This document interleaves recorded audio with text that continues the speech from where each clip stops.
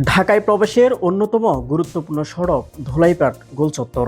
দেশের প্রায় ২১টি জেলার মানুষ রাজধানীতে প্রবেশ ও বের হওয়ার জন্য ব্যবহার করেন এই সড়ক। ফলে দিনরাতই এখানে থাকে যানবাহনের তীব্র চাপ। ৪ লেনের ব্যস্ত মহাসড়ক হওয়ায় এক লেন পার হয়ে অপর লেন পার হতে দীর্ঘ সময় অপেক্ষা করতে হয় সাধারণ পথচারীদের। কিন্তু দ্রুতগতির যানবাহনের কারণে অনেক সময় সে সুযোগও মেলে না। ফলে জীবনের ঝুঁকি নিয়েই রাস্তা পারাপার করতে দেখা যায় সাধারণ মানুষকে। কয়েকদিন পর পরই ঘটছে দুর্ঘটনার ঘটনা। স্থানীয়দের অভিযোগ, বিশেষ করে সকাল ও বিকেলের ব্যস্ত সময়ে পরিস্থিতি সবচেয়ে ভয়াবহ হয়ে ওঠে। এলাকার আশেপাশে রয়েছে একাধিক স্কুল, কলেজ ও শিক্ষা প্রতিষ্ঠান। প্রতিদিন অসংখ্য শিক্ষার্থীকে ঝুঁকি নিয়ে এই ব্যস্ত সড়ক পার হতে হয়।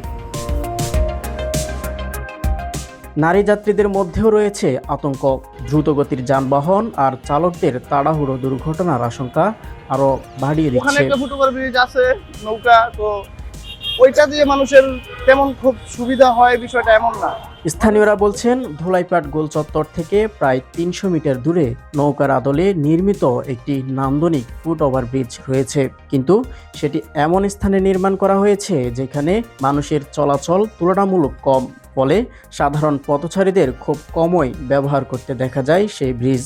বরং বিকেলের দিকে সেটি অনেকটা যুবক যুবতীদের আড্ডাস্থলে পরিণত হয়। আর সন্ধ্যার পর সেখানে মাদক কারবারের অভিযোগ রয়েছে স্থানীয়দের মতে, মানুষের চলাচলের মূল স্থানে যদি একটি কার্যকর ফুট ওভারব্রিজ নির্মাণ করা হতো তাহলে অনেক দুর্ঘটনা এড়ানো সম্ভব হতো। এই জায়গায় একটা ফুটওভার ব্রিজ হওয়া দরকার।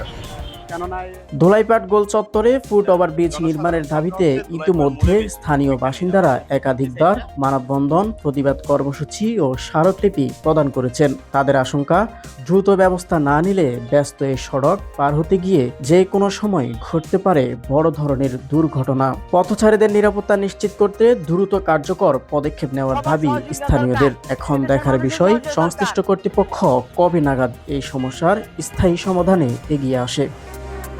আবিদুল্লাহ জাকের, বিআরএস টাইমস, ঢাকা।